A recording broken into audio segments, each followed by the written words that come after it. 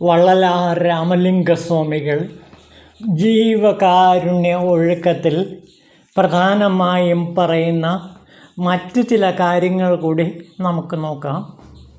ജ്ഞാനികളായ ജീവന്മാർക്കും ജീവകാരുണ്യം മാത്രമാണ് ഭഗവത് സേവയെന്ന് മനസ്സിലാക്കുക. അപ്പോൾ ജ്ഞാനം ലഭിച്ചാലും ഒരാൾക്ക് മോക്ഷം ലഭിക്കുകയില്ല. ജ്ഞാനമാർഗി വീണ്ടും ഭൂമിയിലേക്ക് ഇറങ്ങി വന്ന് വീണ്ടും ജീവകാരുണ്യ സേവ ചെയ്തിരിക്കണം. വളരെ പ്രധാനപ്പെട്ട ഒരു കാര്യമാണ്. ജീവകാരുണ്യ സേവ ചെയ്യാതെ ജ്ഞാനത്തിന് അതിൻ്റെ ആത്യന്തികമായ പരിസമാപ്തി കിട്ടുകയില്ല. അപ്പോൾ ജ്ഞാനയോഗികൾക്ക് പോലും പിന്നീട് ജീവകാരുണ്യ യോഗത്തിലേക്ക് വരേണ്ടി വരുന്നു. അതും ഏറ്റവും ആത്യന്തികമായ യോഗ പദ്ധതിയാണ്. ജീവകാരുണ്യ യോഗം എന്ന് നമുക്ക് അതിനെ വിളിക്കാം. വള്ളലാർ സ്വാമികൾ അതിനെ വിളിക്കുന്നത് ജീവകാരുണ്യ ഒഴുക്കം എന്നാണ്. ആ ജീവകാരുണ്യ ഒഴുക്കത്തിലൂടെ അല്ലാതെ ഒരാൾക്ക് മോക്ഷത്തിൻ്റെ ആ ആഗ്രഹം തുറക്കാനുള്ള താക്കോൽ കിട്ടുകയില്ല എന്ന് വള്ളലാർ തറപ്പിച്ച് പറയുന്നു. അപ്പോൾ ജീവകാരുണ്യ പ്രവർത്തികൾക്ക്, ജീവകാരുണ്യ ഒഴുക്കത്തിന് എത്രമേൽ മഹത്തായ സ്ഥാനമാണ് വള്ളലാർ തൻ്റെ ജീവിതത്തിൽ കൊടുത്തത് എന്നും അത് ലോകമാകെ പ്രചരിപ്പിക്കാൻ വേണ്ടി അദ്ദേഹം തൻ്റെ ശിഷ്യന്മാരോട് പറയുകയും ചെയ്തു. നമുക്ക് ആ വള്ളലാർ സ്വാമികളുടെ നിരന്തരമായ പ്രാർത്ഥന നോക്കാം. കല്ലിൽ കൊത്തിയ ആ നിതാന്തമായ പ്രാർത്ഥന വള്ളലാർ സ്വാമി ആവിഷ്കരിക്കുന്നത് ഇങ്ങനെയാണ്. പാതിരാത്രി എഴുന്നള്ളി വന്ന് അരുൾ ജ്യോതി എനിക്ക് പ്രദാനം ചെയ്ത് എൻ്റെ ഉള്ളത്തിൽ ചേർന്ന് നിന്ന് പ്രകാശിക്കുന്നതായ പരമാനന്ദമാകുന്ന മഹാനിധി എനിക്ക് കിട്ടിയതുപോലെ ഈ ലോകർക്കെല്ലാം കിട്ടണമേ എന്നാണ് പ്രാർത്ഥന. എനിക്ക് എപ്രകാരമാണോ പരംജ്യോതിയെ സാക്ഷാത്കരിക്കാൻ കഴിഞ്ഞത്, അതേപോലെ ഈ ലോകർക്കെല്ലാം ആ പരംജ്യോതിയെ കിട്ടണമേ എന്ന നിരന്തരമായ പ്രാർത്ഥന. ഒന്ന് ആലോചിച്ച് നോക്കൂ. ഈ വരികളിലൂടെ നാം കടന്നു പോകുമ്പോൾ വള്ളലാർ സ്വാമികൾ നമ്മുടെ മുമ്പിൽ നിന്ന് പ്രാർത്ഥിക്കുകയാണ്. എന്താണ് ആ പ്രാർത്ഥനയുടെ കല്ലിൽ കൊത്തിയ വാക്കുകൾ?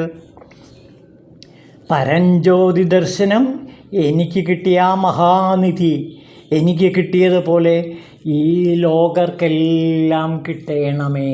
അപ്പോൾ ഈ ലോകത്തിന് മുഴുവനും പരംജ്യോതിയുടെ ദർശനം, ആത്മസുഖത്തിൻ്റെ ദർശനം, ആത്മജ്യോതിയുടെ ദർശനം, ആ അരുൾ, ശിവ അരുൾ എല്ലാ ജനങ്ങൾക്കും കിട്ടണമേ എന്നുള്ള നിതാന്തമായ പ്രാർത്ഥനയാണ്. അപ്പോൾ ഒന്ന് ആലോചിച്ച് നോക്കൂ, എത്ര ഉദാത്തമായ ഒരു ജീവിതമാണ് വള്ളലാർ നയിച്ചത് എന്ന് നോക്കൂ. അപ്പോൾ അദ്ദേഹത്തിൻ്റെ ജീവിതം മുഴുവനും ലോകർക്ക് മുഴുവനും ജ്ഞാനം പകരാനുള്ള ഒരു ജീവകാരുണ്യ ഒഴുക്കമായിരുന്നു. ആ ജീവകാരുണ്യ ഒഴുക്കത്തിൻ്റെ ഒരു ഭാഗം എന്ന നിലയിലാണ് നമ്മളിപ്പോൾ ഈ ജീവകാരുണ്യ ഒഴുക്കം പഠിച്ചുകൊണ്ടിരിക്കുന്നത്. ഇത് കഴിഞ്ഞാൽ നമുക്ക് അദ്ദേഹത്തിൻ്റെ ജ്ഞാനത്തിൻ്റെ മഹാലോകം തുറന്നു തരുന്ന അരുൾ പെരുംജ്യോതി അകവലും കൂടെ നോക്കാം. നമുക്ക് തുടരാം. വള്ളലാർ സ്വാമികൾ പറയുകയാണ്, ഗൃഹസ്ഥർക്കിടയിൽ സ്വന്തം മാതാവ്, പിതാവ്, ബന്ധുക്കൾ, കുഞ്ഞുങ്ങൾ, ജീവിത പങ്കാളികൾ തുടങ്ങിയവരുടെ വിശപ്പടക്കാൻ മാത്രം ശക്തിയുള്ളവർ അവരെ ഉപേക്ഷിച്ചിട്ട് മറ്റുള്ളവരുടെ വിശപ്പ് തീർക്കാൻ ശ്രമിക്കുന്നതും വിശപ്പ് സഹിക്കാനാകാതെ തന്നെ സമീപിച്ച മനുഷ്യരെ ഉപേക്ഷിച്ചിട്ട് തൻ്റെ കുടുംബത്തിൻ്റെ വിശപ്പ് മാത്രം മാറ്റാൻ ശ്രമിക്കുന്നതും ഭഗവാൻ നിരോധിച്ചിരുന്നു. അപ്പോൾ ആദ്യം സ്വന്തം വിശപ്പ്, സ്വന്തം ഭാര്യയുടെ വിശപ്പ്, കുടുംബത്തിൻ്റെ വിശപ്പ് ഇതെല്ലാം മാറ്റണം. അതിനുശേഷം ലോകത്തിൻ്റെ വിശപ്പും മാറ്റുക. അപ്പോൾ അതേപോലെ തന്നെ ആത്മീയ വിശപ്പും ആദ്യം തനിക്ക് ജ്ഞാനം കിട്ടാൻ വേണ്ടി ഉള്ള ആ ആത്മീയ വിശപ്പടക്കുക. അങ്ങനെ ജ്ഞാന സമ്പാദനത്തിന് ശേഷം മറ്റുള്ളവർക്ക് ജ്ഞാനം പകർന്നു കൊടുത്ത് അവരുടെ ആത്മീയ വിശപ്പിനെ മാറ്റുക. അപ്പോൾ എത്ര ഉദാത്തമായ ഒരു ചിന്തയാണെന്ന് നോക്കൂ. ശരിക്കും ശ്രേയോമാർഗവും പ്രേയോമാർഗവും ഒരുമിച്ച് കൊണ്ടുപോകുന്ന ഒരു സമരസ പരിപാടിയാണ് അദ്ദേഹം ജീവിതത്തിന് വേണ്ടി സന്മാർഗ സമരസ മാർഗമാണ് അദ്ദേഹം നമുക്ക് വേണ്ടി കാഴ്ചവെക്കുന്നത്. നമ്മൾക്കെല്ലാം നാഥനായ ഈശ്വരനിൽ നാം എത്തണമെങ്കിൽ ഈശ്വരൻ്റെ കോട്ടയുടെ താക്കോൽ ആയ അരുൾ നമ്മുടെ കയ്യിലുണ്ടാകണം. ആ അരുൾ ജീവകാരുണ്യം കൊണ്ടല്ലാതെ നേടാൻ പറ്റുകയില്ല. ജീവകാരുണ്യത്തിൽ നിന്നും കിട്ടുന്ന ലാഭമാണ് സ്നേഹം. സ്നേഹമുണ്ടായാൽ അരുളുണ്ടാകും. അരുൾ ഉണ്ടായാൽ ജീവാനുഭവം ഉണ്ടാകും, ശിവാനുഭവം ഉണ്ടാകും, ആത്മലാഭം ലഭിക്കും. ജീവകാരുണ്യ അനുഷ്ഠാനം മാത്രമാണ് മോക്ഷത്തിൻ്റെ താക്കോൽ. വളരെ പ്രധാനപ്പെട്ട ആ എസൻസ് നമുക്ക് വേണ്ടി വള്ളലാസ്വാമികൾ ഇവിടെ ആവിഷ്കരിക്കണം. നമ്മൾക്കെല്ലാം നാഥനായ ഈശ്വരനിൽ നാം എത്തിച്ചേരണമെങ്കിൽ ഈശ്വരൻ്റെ കോട്ടയുടെ താക്കോലായ അരുൾ നമുക്ക് ലഭിക്കണം. അരുൾ എന്ന് വെച്ചാൽ അനുഗ്രഹം, ശിവാനുഗ്രഹം ലഭിക്കണമെങ്കിൽ ഈ ജീവകാരുണ്യ പ്രവർത്തികൾ നാം ചെയ്തേ പറ്റൂ. ഈ അരുൾ ജീവകാരുണ്യം കൊണ്ടല്ലാതെ നേടാൻ പറ്റുകയില്ല. ജീവകാരുണ്യത്തിൽ നിന്നും കിട്ടുന്ന ലാഭമാണ്, അതിൻ്റെ പ്രയോജനമാണ് സ്നേഹം.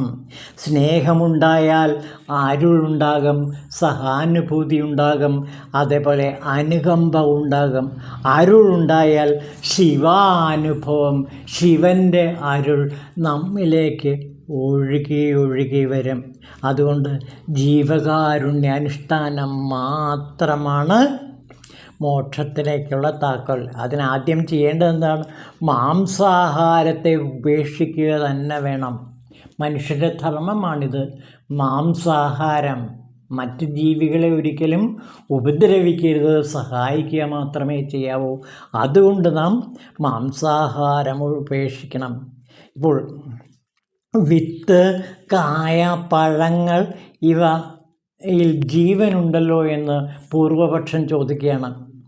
മനുഷ്യൻ അവൻ്റെ നഖം, മുടി ഇവ വെട്ടുമ്പോൾ വേദന അനുഭവിക്കുന്നില്ല. അതേപോലെ മരങ്ങളിലും മറ്റു സസ്യങ്ങളിലും ഉണ്ടാകുന്ന കായകളും കനികളും വിത്തുകളും മറ്റും നമ്മൾ പറിച്ച് ഭക്ഷണമാക്കുമ്പോൾ അവയ്ക്ക് ദുഃഖമുണ്ടാകുന്നില്ല. മണ്ണും ജലവും വിത്തും ചേരുമ്പോൾ മാത്രമേ ജീവൻ ഉണ്ടാകുന്നുള്ളൂ. അങ്ങനെയുള്ള സാഹചര്യം അപ്പോൾ ഉദിക്കുകയുള്ളൂ. വിത്ത്, കായ, പഴം ഇവയിൽ ജീവൻ, അതുകൊണ്ട് കാര്യമായ വേദന ഉണ്ടാക്കാത്ത തരത്തിൽ പ്രവർത്തിക്കുന്നു. അതുകൊണ്ടാണ് സസ്യാഹാരം മാത്രമാണ് മനുഷ്യന് ഏറ്റവും അനുയോജ്യമായ ഭക്ഷണമെന്ന് തിരുവള്ളുവർ പറയുന്നത്. ജീവഹിംസ ചെയ്ത് വിശപ്പ് ശമിപ്പിക്കൽ ജീവകാരുണ്യ പ്രവൃത്തിയല്ല, അത് ഈശ്വരന് ഇഷ്ടമില്ലാത്തതാണ്, പ്രകൃതി നിയമത്തിന് വിരുദ്ധമാണ്. ഇത് സത്യമായി നിങ്ങൾ അറിയുക എന്നാണ് വള്ളലാസ്വാമികൾ നമ്മളോട് പറയുന്നത്. ജീവഹിംസ നടക്കുമ്പോൾ എന്ത് തന്ത്രം ഉപയോഗിച്ചെങ്കിലും തടയേണ്ടത് മനുഷ്യൻ്റെ ധർമ്മമാണ്. ഉപദൈവങ്ങൾ ഉപദ്രവിക്കുന്നവരാണെന്ന് തെറ്റിദ്ധരിച്ചിട്ട് ആ ദൈവങ്ങൾക്ക് ബലി കൊടുക്കാൻ വേണ്ടി പന്നി, ആട്, കോഴി, എരുമ തുടങ്ങിയവയെ അലങ്കരിച്ച് കൊണ്ടുപോകുന്നത് കണ്ടിട്ട് ഞാൻ മനസ്സ് വേദനിച്ച് നടുങ്ങിപ്പോയിട്ടുണ്ട്. അത് പാപകർമ്മമാണ്, തിന്മയാണ്. മനസ്സിലുണ്ടാകുന്ന എല്ലാ പാപങ്ങളെയും കഴുകിക്കളയേണ്ടതാണ്. അങ്ങനെ മനസ്സുകൊണ്ടുള്ള പാപങ്ങളും ശരീരം കൊണ്ടുണ്ടാക്കുന്ന പാപങ്ങളും അതേപോലെ തന്നെ ചെയ്യാൻ പറ്റുന്ന എല്ലാ പാപകർമ്മങ്ങളും നാം ഉപേക്ഷിക്കണം. വാക്കുകൊണ്ട് ഉണ്ടാക്കുന്ന പുണ്യങ്ങളെക്കുറിച്ച് അധികം പറയുന്നുണ്ട്. കള്ളം പറയാതിരിക്കുക, പിന്നെ അതേപോലെ തന്നെ ഏഷണി ചൊല്ലാതിരിക്കുക, സ്നേഹത്തോടെ സംസാരിക്കുക, സ്തോത്ര ജപം ചെയ്യുക എന്നിവ വാക്കുകൊണ്ട് ചെയ്യുന്ന പുണ്യങ്ങളാണ്. ശരീരം കൊണ്ടുണ്ടാകുന്ന പുണ്യങ്ങൾ അന്യൻ ദോഷമുണ്ടാക്കുന്നതാണെങ്കിൽ അവയെ ഒഴിവാക്കുക. നല്ല കൃത്യങ്ങൾ മാത്രം ചെയ്യുക. അറിഞ്ഞുകൊണ്ടൊരിക്കലും പാപങ്ങൾ ചെയ്യരുത്. അങ്ങനെയാണെങ്കിൽ മുക്തി നേടാൻ കഴിയും. പാപങ്ങൾ നീങ്ങാൻ എന്താണ് ചെയ്യേണ്ടതെന്നുകൂടെ വളരെ പറയുന്നുണ്ട്. അതിലേറ്റവും പ്രധാനം ഈ കാരുണ്യമായ പ്രവൃത്തികളാണ്, ജീവകാരുണ്യ പ്രവൃത്തികളാണ്. പിന്നെ നാമജപം, അതേപോലെ ജ്ഞാനമാർഗം സ്വീകരിക്കുക, സ്തോത്ര ജപം, അതിഥി സൽക്കാരം, ഇതെല്ലാം നമ്മുടെ പാപങ്ങളെ ഇല്ലാതാക്കാൻ സഹായിക്കുമെന്ന് പറയുന്നു. പിന്നെ അതേപോലെ എല്ലാ തരത്തിലും ശരീരത്തെ പുണ്യ ശരീരമാക്കി, ദേവശരീരമാക്കി, അരുൾ ശരീരമാക്കി മാറ്റണം എന്നാണ് വള്ളലാർ പറയുന്നത്.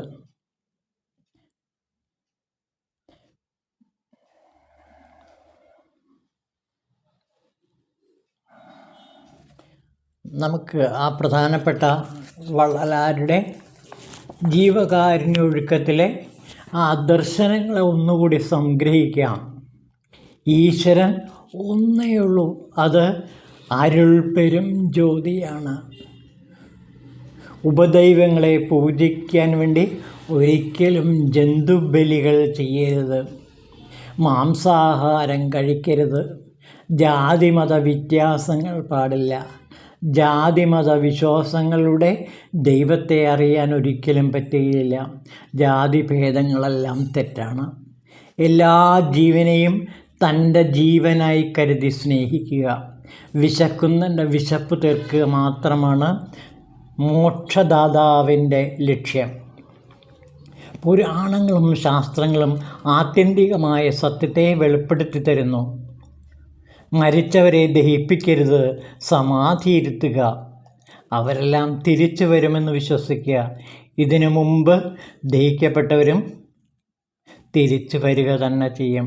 മരണവുമായി ബന്ധപ്പെട്ട കർമ്മങ്ങൾ ആവശ്യമില്ല എന്നാണ് വള്ളലാർ പറയുന്നത്.